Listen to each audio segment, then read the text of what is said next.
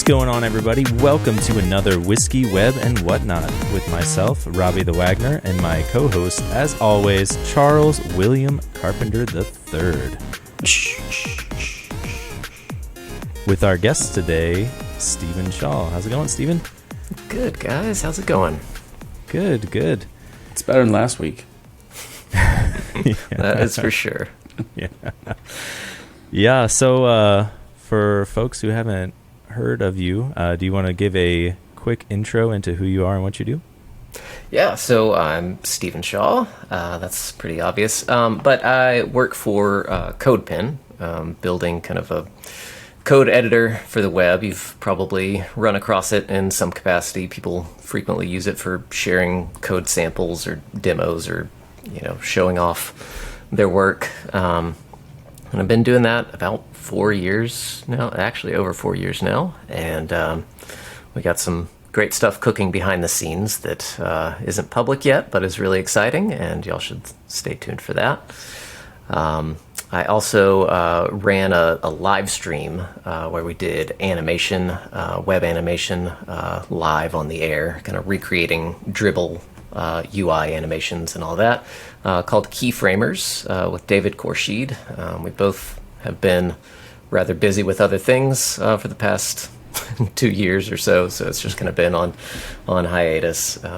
But yeah, those are my main things. Very cool, very cool. Later on, we can talk about what kind of boss Chris is. You'll be pleasantly surprised. Yeah. He seems like such a jerk great. otherwise. So, all right. But for now, to loosen you up for that conversation, we will start with the whiskey. And the whiskey today is an Angel's Envy straight bourbon whiskey. It's the Devil's Advocate, which I think has more to do with the barrel selection itself. Sometimes you get to name them or whatever. Angel's Envy is known for port finishing a lot of their whiskeys. This one was from the Prime Barrel, pick number 54, for whatever reason. Wish we could have gotten 53. Oh, yeah, I could have got 53. 108 proof. The mash bill for all the Angel's Envy stuff is 72% corn, 18% rye, and 10% malted barley. Typically aged between 4 and 6 years, as must be with a bourbon whiskey. And I don't know. That's all we know about it. It has this little metal annoying thing on it. Yeah, I just took mine off. It's like, let's give it a shot. It smells like a really rich red sangria to me. Like very fruity. I don't know exactly what. I mean, I do like sangria, but I feel like it's more of we made this very mediocre alcohol better with fruit and stuff. Yeah, you don't put your best wine in sangria. Yeah, it turns out. It's interesting because I think I remember reading that this the barrel had actually proofed at like 118 something, and they proofed it down at bottling even further. So it must have been like pretty hot. Sounds like brown sugar to me. A little. Yeah, there is like a sweetness coming through that's mostly in the smell. The taste is a lot more flat. Yeah. Oh yeah, that's a little disappointing. It's kind of like a really mild gingerbread. Kind of taste what go. I get. Like like a little gingerbread man. Yeah. Yeah. It's a good description. Oh no, not my gumdrop buttons. It's okay. It's got some heat on the finish and it gets a little. I don't know. I get a lot of like brown sugar through the whole thing. Some gingerbread kind of nutmegginess, and then the finish has kind of like a cinnamon spice like burn to it for me. Yeah. Maybe it'll open up a little bit more, but okay. Maybe the barrel was made of gingerbread. That's part of the federal mandate is freshly burned barrels of gingerbread. That'd be a different technique. I'd do something. So Shaw, I'll tell you how the process goes. It's heavily enforced here. It's 1 to 8 tentacles in as far as a rating on this whiskey, or any whiskey that we would have, and 1 being the worst you've ever had, 8 being so amazing, and everything else in the middle. Robbie and I tend to like segment our whiskeys now kind of by category just because we've had so many, and so it gets to be a little easier to say like, oh, you know, a finished whiskey, a port finished whiskey. This is a bourbon for sure and it's port finished, so we'll kind of think about it in that context. But you know, if you don't have that much whiskey, you can totally just put it all time, you know. You know, I'm not too much of a connoisseur. I do enjoy a fine one. I did actually bring some Woodford Reserve, which has been my go-to lately, to directly compare, so that I can give a more accurate assessment here. I think that's great. That's something you enjoy and that you've been having lately. It gives you like kind of a, you know, a baseline around what you like or don't like, and then. You know, the Woodford is a lot sweeter. It does not have nearly the kind of burn that the Angel's Envy is. So I would probably give it a 3 or a 4 so far. Yeah. Well, I'll get into it a little bit more, and we'll see if that changes over time. But. You can let us know if like over time it kind of goes up or down for you. Yeah. Like, oh my gosh, what was I thinking? Yeah, for me, thinking about other port finished things, I think one of the barrel ones that we had was maybe port finished, or kind of lumping those into at least the same category of finished and unique things. I would say this is much less good. So this is likey. I might give it a little higher though, maybe a 4.5, something like that. It's not terrible. Yeah, I think that the lack of diversity in the flavor as you're having it a little bit, and then like that real harsh finish to it. I don't mind some burn and hug, but like I don't feel like I'm getting enough to earn that on the back end. I was gonna say a 4. We've had a bunch of other finished ones, some port, some rum, some whatever else. So I would have expected a bit more sweetness to this heavy spice rye bomb here. So I don't know, Prime Barrel. I guess you won't sponsor us because we're not supporting your choices. Well, we'll still buy all our whiskey from you, but because you ship everywhere. Yeah. Damn you. So yeah, the first thing we like to start with is some hot takes, and this first one I think is not going to apply to you based on what you have said and some of the topics you gave to me, where you said talking about how terrible TypeScript is was one of the things. Yeah. But if you've used some TypeScript, have you at all, or do you just avoid? Unfortunately, yes. Okay. We're in. I wouldn't say the middle. We're in a process of like implementing TypeScript throughout an existing code base, which I do not recommend at all. If you have existing code that works, don't add TypeScript. That's not going to make your life any easier. But so we're in the middle of all that. Okay. Yeah. Well, then the question is, do you prefer inferred types or explicit types when you have to use TypeScript? If you're gonna get into it and actually use types, I think being explicit is helpful. I have been surprised at how well TypeScript is able to infer a lot of times. I still don't really feel comfortable with it, and like I still feel like I need to make it explicit.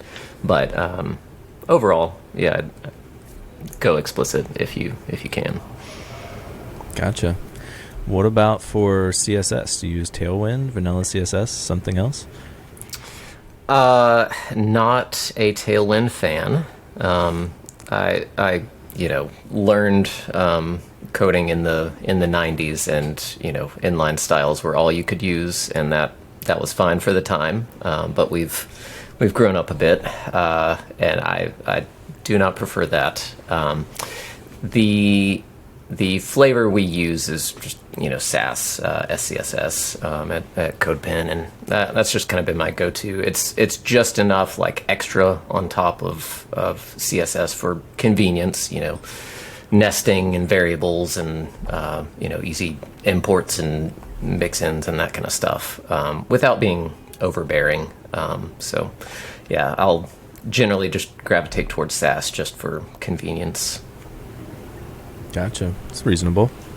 You want to do a couple, Chuck? Sure. We'll ask the big get rebase or get merge.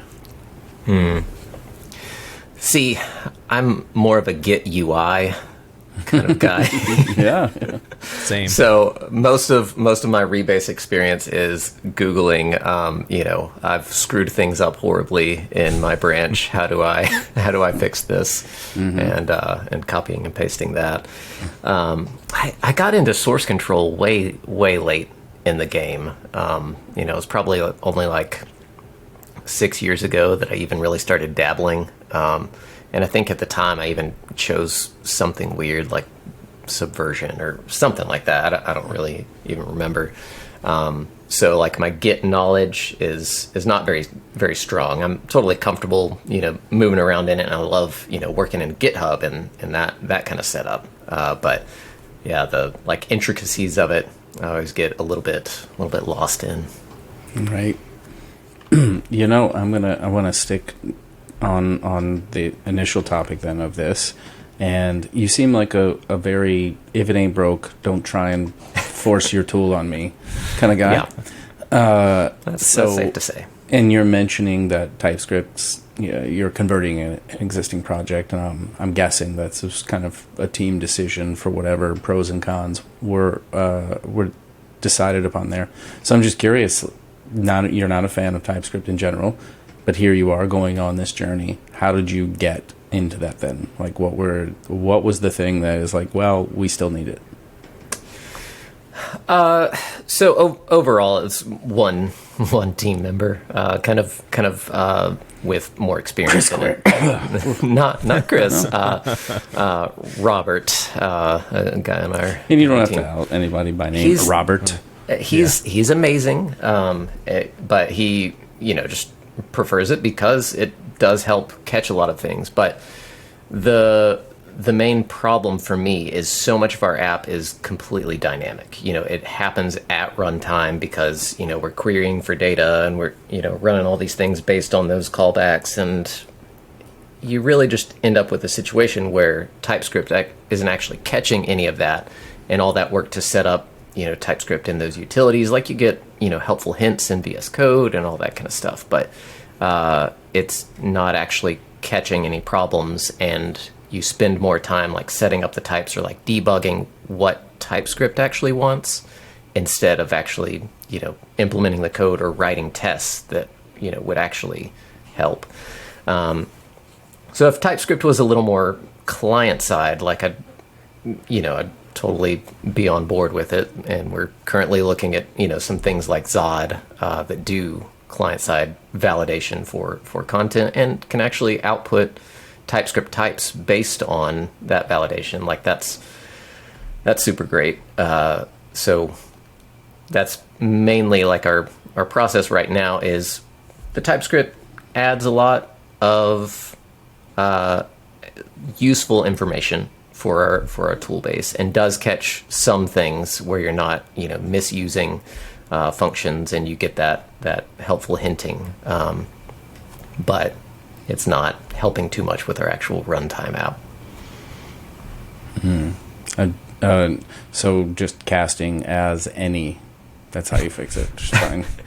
Unfortunately, we have an ESLint rule that disallows any types. So I, have a shortcut for the disabling next line for ESLint TypeScript any. Or do as unknown as the thing you want done. Man, the as thing is so tricky. Because satisfies. That's a good one too. I haven't gotten satisfies to work. I don't know what I'm doing That's a legit. wrong. That's a legit thing. Yeah. You can use it instead of as, and it's supposed to be like, I want to say that it completes the shape of this thing, but it doesn't necessarily have all the same things, and I'm cool with that. Mm-hmm. But it's never worked for me. I don't know why. That sums up TypeScript for me. Yeah. Yep, I'm not satisfying enough. There are a lot of like weird things. I think in like previous episodes or whatever we've talked about like partials and omit and like those kind of things to sort of take a shape of one thing and force it into the other hole with some of the less corners. Yeah, there's a lot you can do, but it does get difficult. Yeah. Yeah. I guess that comes back to, what things around like implicit and explicit type inference. So sometimes, yes, great if all of your friends with their packages have done their jobs, but not always at that. Yeah, that's confusing. Like the exports of types and like what you're expected to be able to set up based on another library's types is always hit or miss for me. Some internal types are just kind of hidden away and you don't have access to them, but they get returned, and you end up in this just messy situation where you don't have the actual type that you need, but you're expected to be able to validate against that. I don't know. I'm a little bitter here. Well, I want to draw more of that out, so hopefully this mediocre whiskey will, you'll get into that. It's getting there. We did have one more hot take about things, and maybe this should be a good one, I think. What do you think about signals? Signals, like the Preact kind of setup? Or is it? What? Yeah. Is it exclusive to Preact? I've kind of only seen it there. No. Solid.js is a big one where that is like the primary data directional pattern. It's like the opposite of React. Like React wants to re-render everything, and you tell it what not to re-render. And Signals is the opposite of like, I'm going to re-render nothing unless you tell me to re-render this thing. Yeah. I haven't actually gotten into using it too much, but from what I've seen from the API, it is a lot like hooks. We use a lot of React at CodePen, and we have a lot of complicated hooks and a lot of complicated logic for trying to prevent re-renders for different scenarios and everything. So I do like the setup of Signals and how it's kind of a less React-ish hook, if you will. But yeah, I haven't played with them enough to give too much of a thumbs up or thumbs down to them. That's fair. We just try to take anything that people yell about on Twitter and ask people about it. So if there's a hot take there, we like to get it out. Well, I've got one more thing then. Oh, yeah. And that is, what do you think about just rewriting CodePen, but in Rust? Rust. Well, yeah. I don't know. We're always in the middle of rewrites. CodePen's been around 13 years or so now. Like it's getting up there in birthday candles.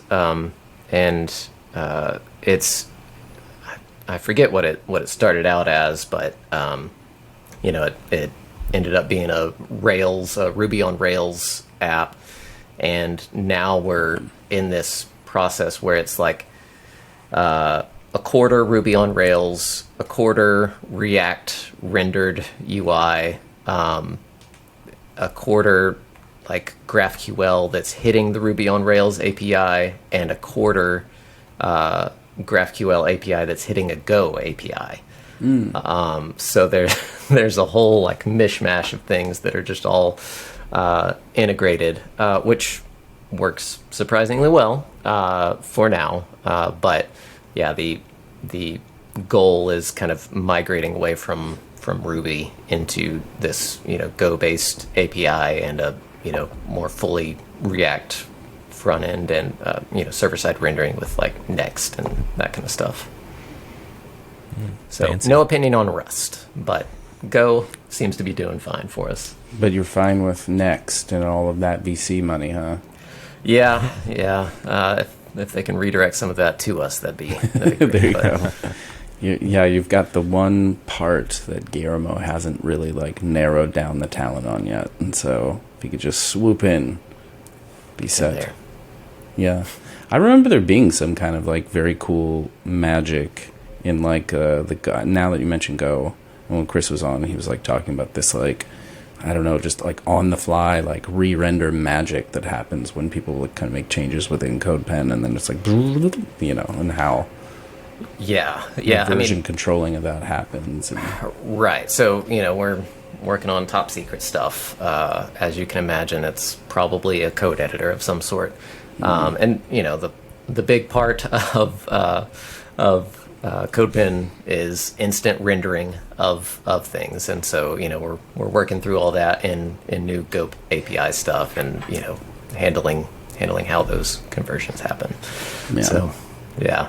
Without getting up the secret sauce, like something in, kind of high level like that. Yeah. I'm sure it'd be pretty tough to redo. So Robbie believes that you all have a open source overlap. You want to ask about that? That's spicy. I wasn't 100% sure, and I probably should have just looked because I could have checked now. But did you used to maintain cache, Ken Wheeler's cache? Yes.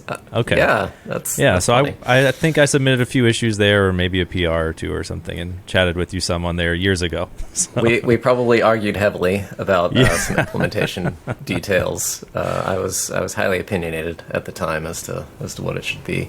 But yeah, man, that's funny. So yeah, that probably would have been like 2016 or something. I don't know. All the years seem the same. Yeah. I think around then sounds right. It says a jQuery replacement. So to me, are you sure it wasn't like 2004? No. So this was in the era where jQuery was still like a legitimate need because like overall like browser support and handling of the DOM was a necessity, but the like heaviness of jQuery to like still support IE9 and like lower and all that, like it wasn't as appealing. There were a lot of native DOM APIs for like query selector all and that kind of stuff that generally replaced a lot of what jQuery did magically. So cache was kind of sitting there in between, where it would use a lot more native DOM APIs but still smooth over things in like generating arrays of the elements, and you could like easily add a class to all of them and like that kind of stuff to just make the the DOM a little more easy to manipulate. And I just as an experiment to like learn JavaScript better, I essentially rewrote jQuery, and then I came across cache and I was like, hey, could I just like merge my stuff into this? And Ken was like, sure, I don't care about this anymore. and gave me like editor access or whatever. So I ended up maintaining that for like a year or something, and then somebody else has swooped in and is continuing the legacy. Yeah, he does that. He like creates the thing, and then he's like, nah, I'm gonna go make some beats over here. Yeah. Or some pizza burgers that I saw. Yeah. No, there's so many things wrong with that. Yeah, that was like a today tweet or yesterday tweet or something where he was like mixing the two greatest foods, and it was like, and it turned out worse than if you just made them separately. Yeah, no, I don't think that one. Yeah. I don't think they're all hits. I'm just saying. No. Like I would pass on that burger. And I've had some pretty mediocre burgers, but anyway. Yeah. We don't need to tell us some more about web animation, because I feel like it's hard to like we're given all these tools for animation, but it's hard to know what to make, right? Like, how do you decide? Like, should people be designing animated things in some tool that I am not aware of because I just look at Figma? But like, how do you get started on that, and like, what recommendations do you have around that? Tooling wise, I've never been up on it too much because there's always been kind of a lack in it. Before I worked at CodePen, I worked at an advertising agency, and we were kind of multifaceted. We did web, we did design, we did video and like animation, 2D and 3D as well. So we were kind of uniquely positioned with the talent we needed in like 15 people to implement all kinds of really cool stuff for the web, because we had awesome animators that could put it all together, and then basically me to make it happen on the web. So most of my experience was just like taking what they had made and either recreating it or reimagining it for the web with essentially like GreenSock GSAP, to just like make it interactive, or make it more efficient, or size efficient compared to a video, that kind of stuff. So overall, like there's been a real good development of the tool set. I can't even think of like the main one that's out there right now. It's not Figma, but there's another one that actually is a lot more animation focused. That's really good. But yeah, as far as I go, like just actually coding it out and everything has been the route I always take. I would love a more UI based approach that actually generates solid code and responsive animations and all that. And I think we're getting to that point. We're just like right at the threshold of it.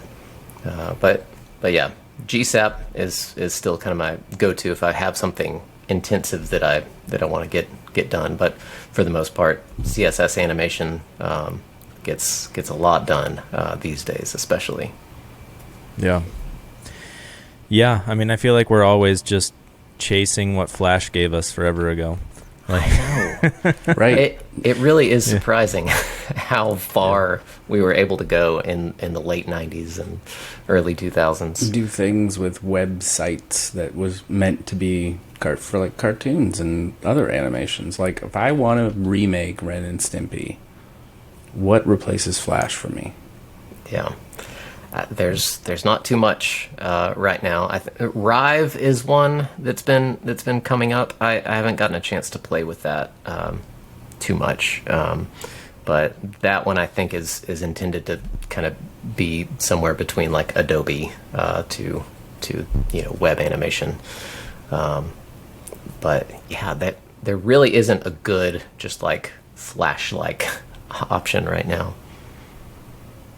Yeah, because like in Flash, ActionScript, right, was like the superpower, but you could just use the GUI and do all kinds of stuff and draw things out and whatever else. And so, yeah, like where's Figma that has a stage that goes into animations?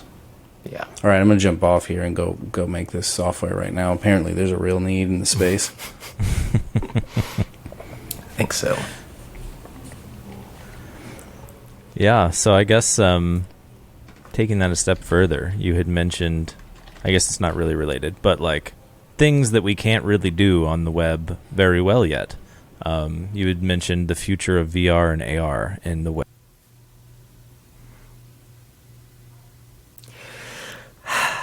I think that we're very close to a crossroads, similar to back in what was it, 2007, when the iPhone was introduced, and suddenly everyone was scrambling to have a mobile website. We're probably 2-3 years away from a similar scramble for AR and like VR based experiences for the web.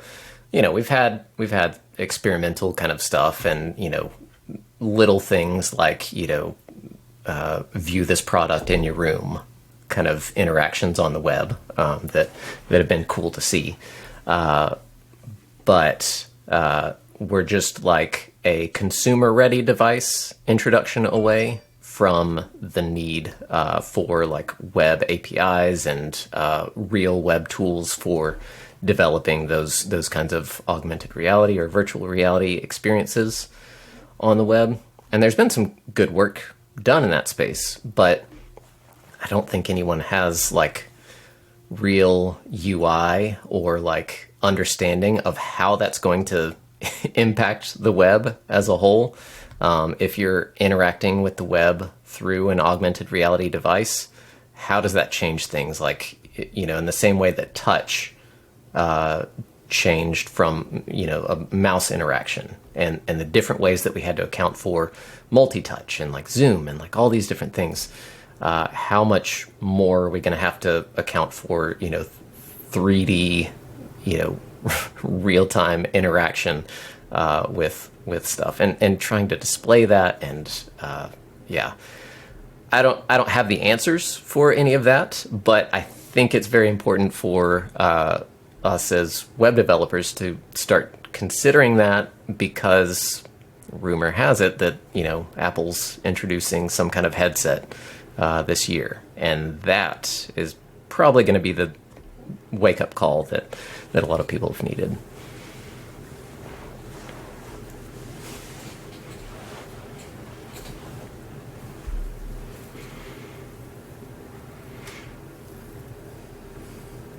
Mm-hmm.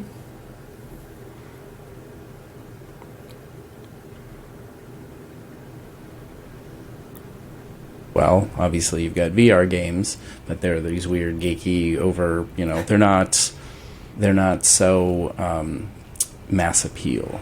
Right. And yeah, we're one mass appeal device away, or one mass appeal experience that doesn't require the one specific thing. Like, right, the iPhone changed it, and everybody needed a smartphone, and now smartphone is part of the, you know, what you have. Not everybody has a you know, Quest goggles, right? But Right. we're one thing away of this is how you consume the thing in this whole new. Yeah. Yeah, I think that could open up a lot of cool stuff, though. Like, I'm just imagining, you know, you start your website with the normal look and feel that you would view on a desktop, and it kind of, like, zooms past it and makes it 3D or something, and, like, there's a whole nother world past everything. Like, there's a lot of cool stuff you could do, but I think someone needs to make some cool libraries for me to use first so that I can do it well. Yeah. I think surprisingly, Firefox has been pretty on like the forefront of a lot of the like web AR and web VR stuff. They have some good tooling, or at least some good good information around all of that. If you like Google Web AR, they've got that kind of stuff out there. That's really cool to see. Like, some of the demos are really cool. Yeah, because yeah, it's like further integration with the hardware, right? More and more access from the browser into machine hardware, which I guess helps open some of that up. Well, and integrating with real space, like that's so cool. You know, like just thinking about like Google Maps and an actual arrow or an actual line like projected on your path for you to like follow. You know, that's a real basic interaction that's super cool and super helpful and minimalist and out of the way. That, you know, that's the kind of stuff we have to be considering for even web apps. You know, if you're in the store and you're looking at a product and you're Amazon and you want people to, you know, be able to buy your product through them instead of the store, you know, like scanning things and showing price reductions and like all of that, like showing that in real space. There's a lot to consider there that hasn't been touched yet, even in like phone apps and other AR kind of devices. But that's going to open up with the web as well. Right. Yeah. I mean, and maybe like integrating all of the above is kind of part of what makes it work, right? A goggle that isn't like a giant block your view goggle, but becomes just an AR screen that integrates with your phone that you already have, so there's some compute power. Yep. And give me your watch and your phone, and now I've got double the amount, and start just can you imagine like having to figure out interaction points and like what all that is, like let me hit this button here, or let me touch choice on my watch that then goes through this screen, you know, in these glasses that I'm wearing. And it could be very interesting. Yeah. And one of the even more like basic uses of augmented reality to me is just not needing a monitor, not needing a TV. You know, right. You've got your AR glasses. They're comfortable. They're lightweight. Like they're no problem to wear at all. They're easy on your eyes, and you just sit at your desk and you're looking at an invisible monitor. You know, you're looking at 30 invisible monitors in front of you. And you can just turn your head and rearrange them, willy nilly like that. That to me, opens up a lot of possibilities, even for just regular users, regular computing kind of needs.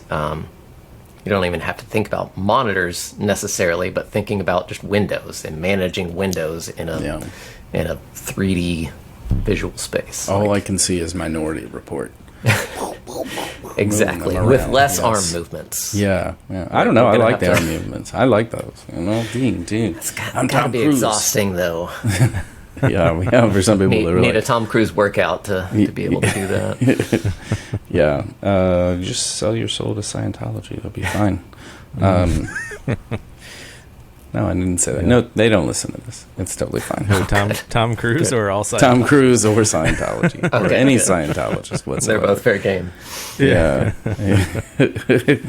It could be wrong. Maybe they would have sponsored us, and I just ruined it again. See? You're never going to be sued into oblivion. Yeah. I do love that the guy that started Scientology is famously quoted at the best way to make money is to start a religion. So it's all right. But anyway, doesn't instill confidence. L. Ron Hubbard. Yeah, he owns a couple of houses in D.C. That was an interesting thing. Yeah, one of the first houses, and then there's two of their houses. Then they were in D.C. proper and working on that. I mean, you got to lobby all those politicians to get your religious official religion recognized as a nonprofit. That's true. Tax status. That's the best way to get out of taxes. Start a religion. The religion of TypeScript. Shaw, you in? No. That'll be sponsored by Microsoft. I will be a TypeScriptist. Yeah. Well, if Microsoft was to buy CodePen, things might change for you. Yeah. We'll see. I hope you got some equity in that. Otherwise, we'll talk to Chris. Yeah. Yes. Listen, you had CSS tricks. Give him something. Yeah, Microsoft is good at buying cool stuff, so it's not out of the realm of possibility. Yeah, they're getting into the realm with GitHub code spaces.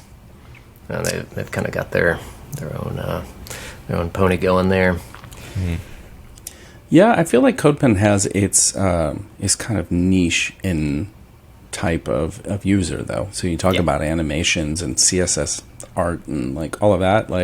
CodePen's a place to go for that. You're not going to Code Sandbox for that or whatever, Or what was the old one? I can say whatever. These people care. JSPin. That was one of the old school ones. That was just run code. It was basically Fiddle, yes, which was basically just the developer console. Yeah. So so I don't know what GitHub Spaces is going to niche into, but like I said, I've always felt like CodePen kind of has its space. You can use it for all kinds of stuff, but you can always go there for cool art and animation, things like that. Yeah. Anytime we pride ourselves as more of a social network than just a code editor. Right. But obviously having a simple, easy to use code editor is kind of essential to all of that. So that's where we put our focus. Yeah, I don't know if it's SEO that's really good or if it's just that everyone that does this uses CodePen, but anytime I need a cool loading spinner or animation or something and I Google it, it's CodePen. So right. Someone's doing something right on SEO, I think, or just everyone is there. I don't know. Yeah, I think just our link juice, whatever you call it, is so high that's the majority of it. We do have some fans at Google, I think, that help with that. But yeah, they push the nudge them a little more button. Chris calls them and is like, just make us higher. And they're like, all right, help me out.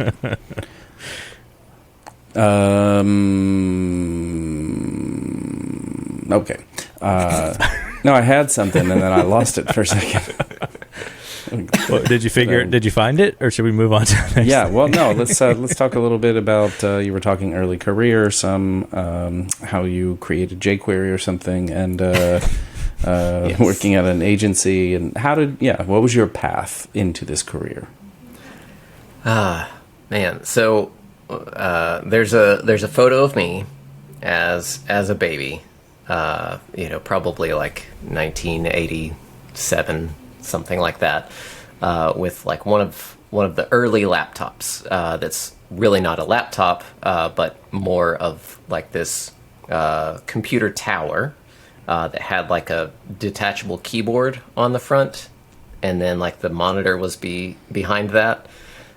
So you could essentially carry a computer everywhere. I don't know why my dad had this. He was, some kind of basic programmer at like electrical companies and that kind of stuff. But he had this portable computer, and so I'm a baby, just sitting at it. So obviously I got into programming right then and there before I learned language or anything like that. I was into programming.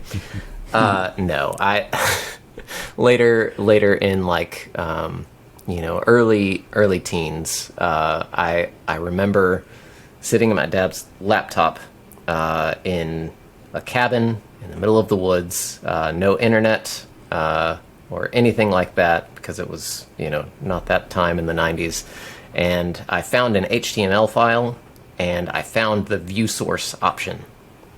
And at the time in Windows, that opened up in Notepad, and I figured out that wasn't read-only. Like you can edit this text. And so I started editing the text, and then I went back to the browser and I refreshed, and my changes were there.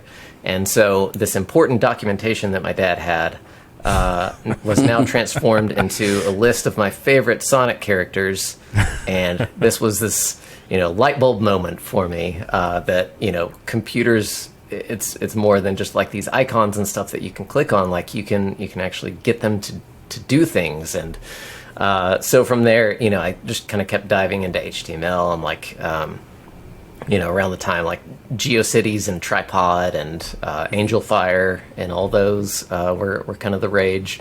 So I was getting in there and doing all kinds of horrible websites and copying and pasting snippets to make annoying cursors and that kind of stuff. And that it just always kind of kept building in me this desire to create and build with computers. And eventually I went to school for a degree in digital media, which spanned the range of like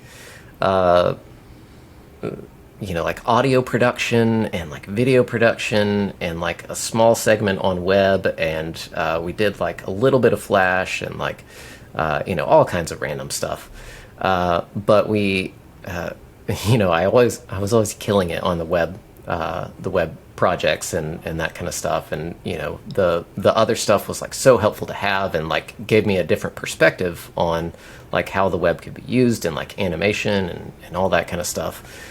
And then I got a job at a church doing a church website, and moved from there to another church doing a bigger church website, and I met my wife the first day on the job there, and that was wonderful.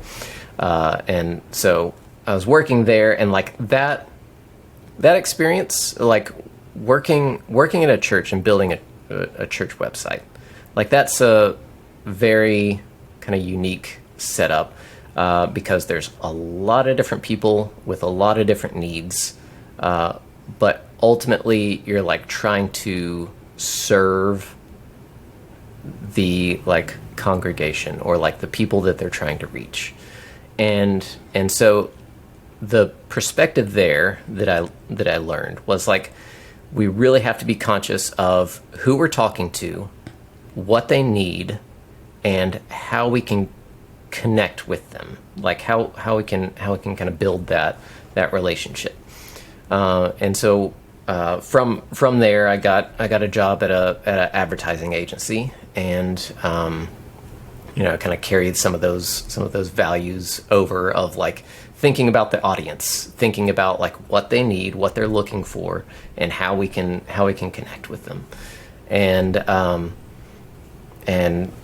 from there, I came over to CodePen. But yeah, there's a lot about the web that I think is special and is unique, and no matter what kind of device we're accessing it on, I think that it is going to keep this space of like, if you need information, this is where you're going to go to get it.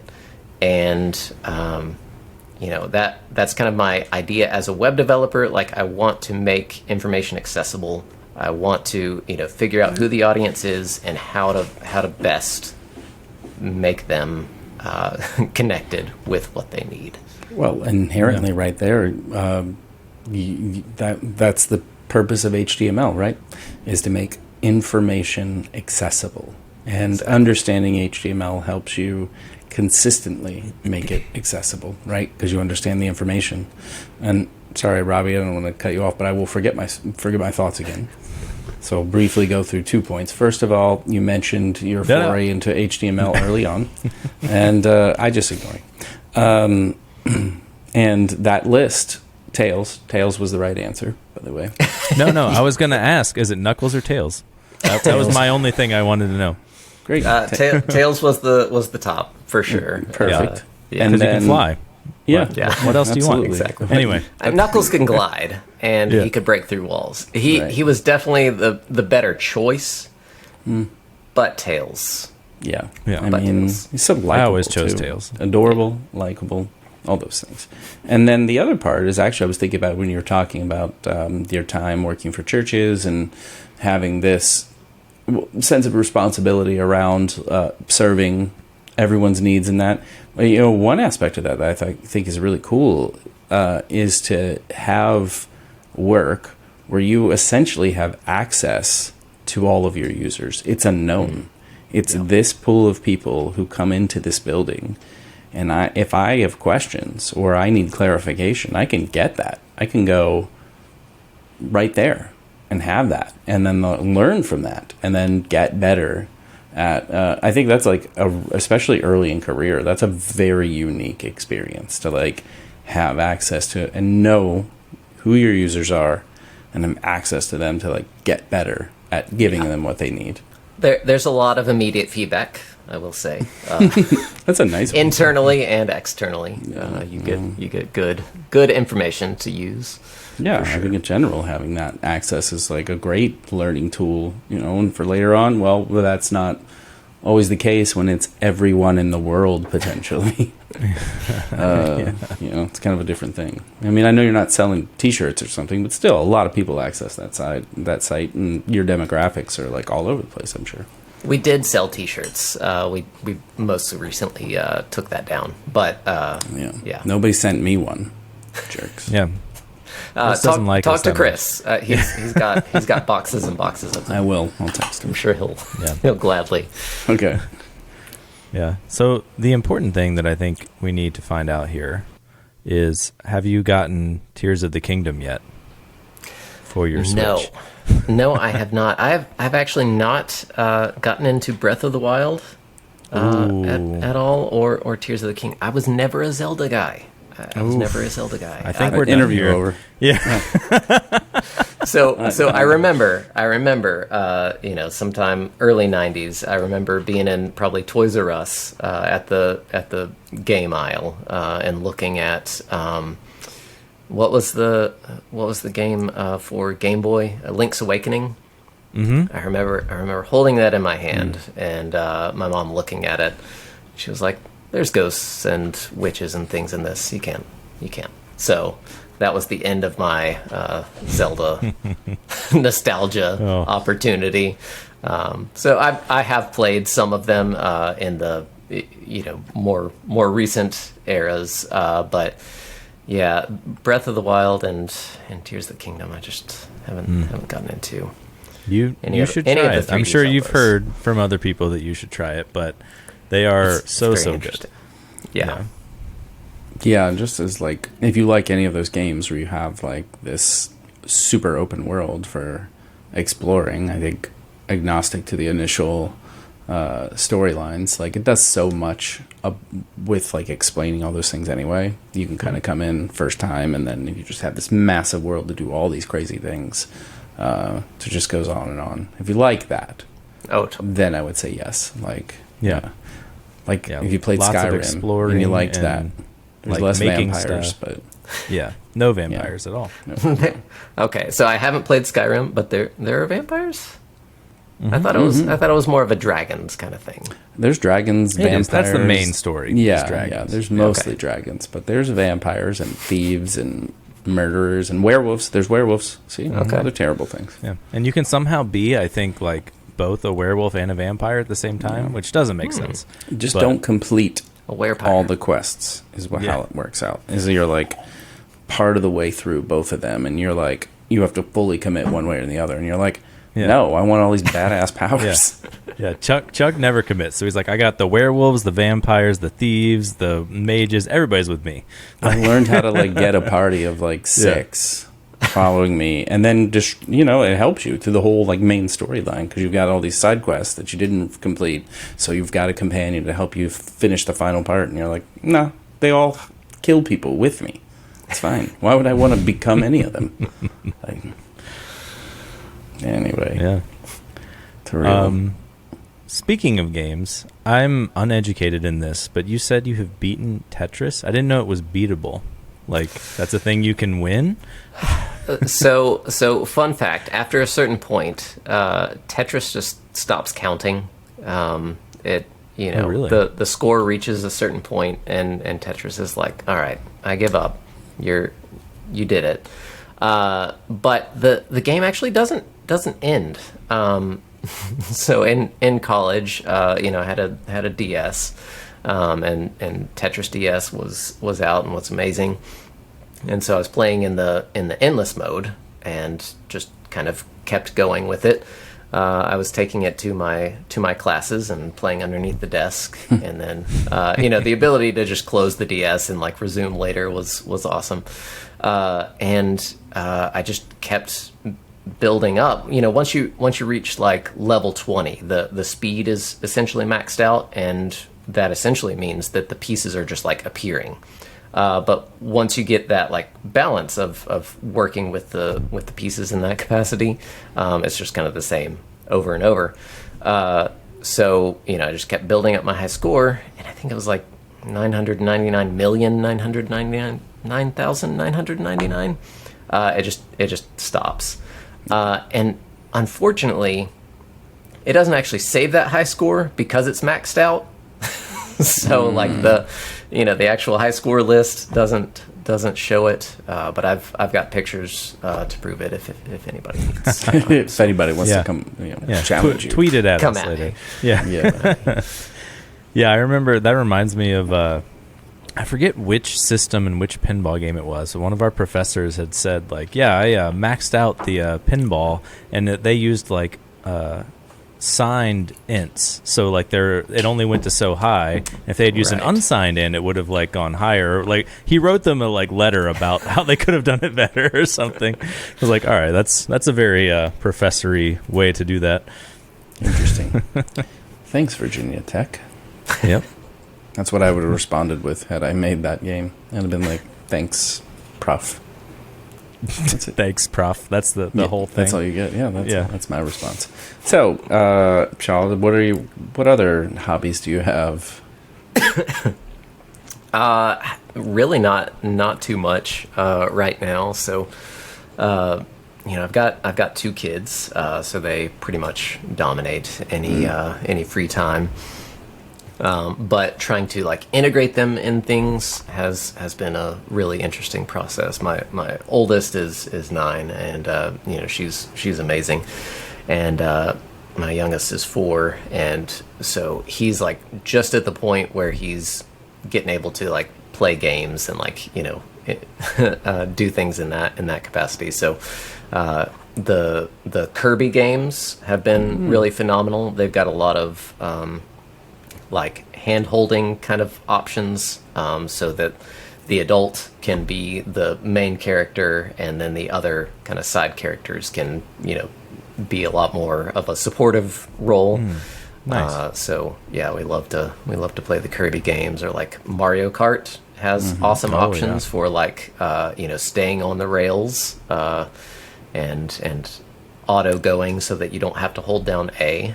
So that's really I didn't cool. know about that. No, I didn't know that. I need to look at those adjustments again. Yeah, the first time I ever played Mario Kart with my son It's probably like 2 years ago, and it was that he basically was going backwards and Yeah. not at Wrong all. way, wrong way. Never Our finishing first the race. Never Yeah. finishing the race. I was like, this is fun. Let's With do it the- again. So if you pause Mario Kart 8 on Switch, there's like some options. If you hit like L, it activates like the stay on the path mode, and if you hit R, it like activates the automatically go forward option.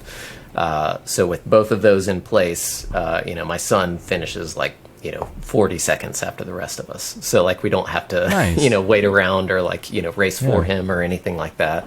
He can press the button to release items and that kind of stuff, but he doesn't have to hold the rest of us up. Yeah. Oh, I love That's it. really cool. Nintendo really thought of a lot of things there.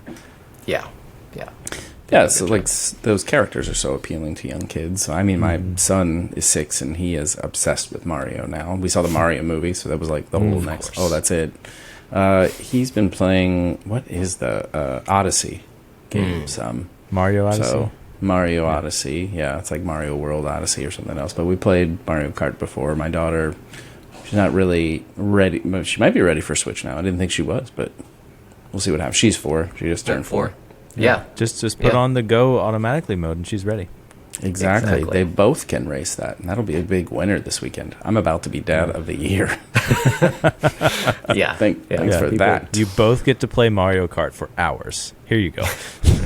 Yeah, well, my, Fully charge those controller batteries. exactly. Ours will probably be 30 minutes to 60. That's it. Wow. My wife's cut off on most games. I was like, and we're Yeah. done. Depends on what you're doing. If you're having Right, fun right, while right. they're having fun, then Right, it's right. fine. I'll send her off. We're like, go have brunch with your mother, and they're gonna play games, and Dad will take a nap. And something like that. Yeah, so very into games. I saw the Mario Lego thing behind you, and I was like, yeah, Mario. So Yeah. yes, Is that a very custom build or was that like instructions for that?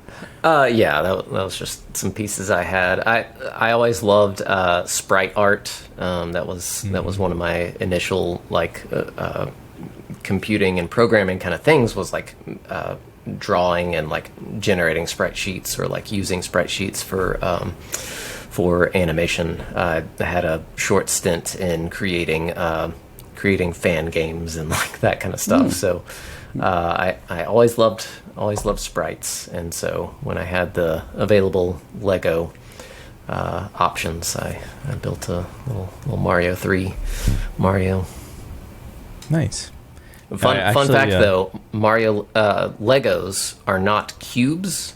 They're rectangles, just like the standard Lego is a rectangle. So it's actually a little shorter than it should be. It's not fully to scale. Yeah. We won't judge you. He's just about to grow. He little just had a squished. mushroom. He's about to become. He Super got like Mario. slightly squished Yeah. for a second. Yeah. Yeah, you have to add like a flat plate on top to make it fully square, because it's three flat plates to a regular plate. I didn't realize that. We have so many Legos in the house. Should know a little better. I usually just follow the instructions, and I'm like, Yeah. have at it, kid. That's the best part. Yeah. If you want to make I something actually else, enjoy. bought the one where like you can build the NES and like, but I haven't built it yet because I'm just busy. But I have it. Get on that. Yeah, what are you waiting for? You could have been doing this entire episode, and at Well- the end, play the game. Well, I mean, right now I have the new Zelda that came out yesterday to play. So, Yeah, I also. A little occupied. yeah, on any break. yeah. Did you also get it? Yeah, absolutely. Yeah. I haven't started it yet. No spoilers. Well, it's crazy that Link is a robot. First of all, that was He's actually really Mario surprising. I will say that aliens and a zombie arm were a surprise. Didn't see that coming. And I'm not making that up. Aliens and a now. Wait, zombie you're not arm. making that up? I'm not making that up. That's Now I have actually to play it tonight. You were going to do that anyway, but you really should get into it. It's a cool opener, and I don't know. Yeah, I haven't fought any dragons yet, so. But aliens and the other thing. What about zombies or werewolves? Or vampires or werewolves? No. No. I haven't fought those. There are goblins and some of the familiar Yeah. characters from Things the that first come one out are at all night. there. Yes, the freaks come out at night. You guys wouldn't get that reference. That was like in the early 80s. That was like, the freaks come out at night. Yeah, no, I know the song. The freaks come out. Yeah. Yeah. Okay. Songs last longer than a year. Yeah. Yeah, I don't know any movie you saw in literally 1980 exactly. Like, I know some later 80s maybe, but like... Empire Strikes Back came out in 1980. Well, okay. Okay, so I know the Star Wars movies. Okay, that doesn't count. Everyone's seen the Star Wars movies. Yeah. Yeah. Well, I saw Empire Strikes Back in my parents' custom van at a drive-in and fell asleep in the back. I was only 3. Wow. So, so I had to see it again later to really get it. Yeah. Which is a creepy one to take Star Wars kids movies to. in one day, one time, which takes a really long time. So, all 9? Well, not the new ones with the not the new Skywalker saga. The semi-new. Yeah, the semi-new, like the 2000s ones and the originals. Yeah. I watched all 6 in one day, and that was a really long day. That is a very long day. It's a lot of movies. You had to come out for breaks and stuff, Or was it weird and there was like all these milk jugs of pee and stuff when you were done? Well, no, I took breaks. It's a Howard Hughes reference there. Yeah. I saw the special editions in theater. That was pretty cool. That was my first Star Wars kind of experience. I was aware of all the lore and things, so I wasn't surprised by like Vader and Father and that kind of reveal and stuff. But experiencing it on the big screen was fun. Yeah, that's a strong move to get it first time in there. No, I saw them on Laserdisc and VHS and all the things later too. Yeah, Laserdisc was so very cool. into it. I don't know why, it just was. There was an Ewoks cartoon in the 80s that was so corny, but people liked it. Oh, was there really? I've heard bad things. I didn't know about that. Yeah. You can watch it again on something. I'm sure they've pulled it somehow or another, but it used Disney to be Plus probably has it. They have so many Star Wars. I don't know. There's a lot that was buried about Star Wars. They do have like the holiday special. Yeah, I was to say, did you see it? It was on Disney Plus, like the 70s really? Hollywood. Yeah, it was bad. It was pretty bad. Yeah, I watched. I think we watched that at one point, and then watched like the original Muppets. So as a kid, like the Muppets TV show, I was really into that. Was it not good? No, I thought it was pretty. Well, it was mostly good. There were a lot of like more 70s cultural references that were like, oh no, this didn't age well or whatever. Elton John is like in the first episode, I think, or something. Yeah. Well, everyone knows who Elton John is now. So. Yeah, but that wasn't the reference that was like, oh, this doesn't fly anymore. Yeah. Not that it was like bad or offensive. It just was nobody gets this now. Okay. Yeah, that's fair. But they had like a lot of really iconic ones, like those alien monster guys that would be like, yep, no, yep. I thought those were only Sesame Street, but they originated on the Muppets. Yeah.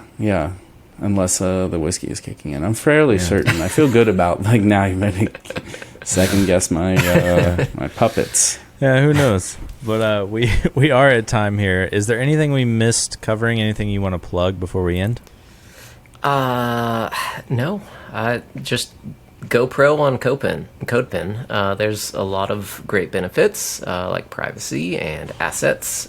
You will definitely enjoy having that access, and got a lot of cool stuff brewing. So be on the lookout for that. Brought to you by DigitalOcean. Not yet. For CSS tricks.